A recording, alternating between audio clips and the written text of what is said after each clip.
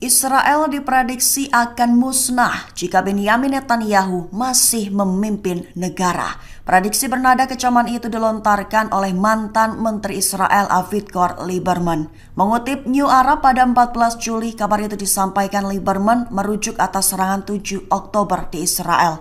Ia menegaskan bahwa Netanyahu gagal melindungi warga Israel. Padahal menurut Lieberman, serangan 7 Oktober itu bisa dicegat jika para pejabat pemerintah mengadopsi pemikiran inovatif. Dengan begitu, Lieberman memberikan prediksinya, di mana Israel akan mengalami keruntuhan dan kehancuran jika masih dipimpin Netanyahu pada tahun 2026 mendatang.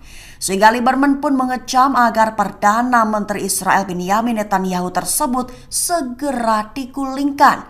Selain itu, Lieberman beranggapan bahwa Netanyahu hanya fokus pada tujuan untuk tetap berkuasa tanpa mempedulikan negara.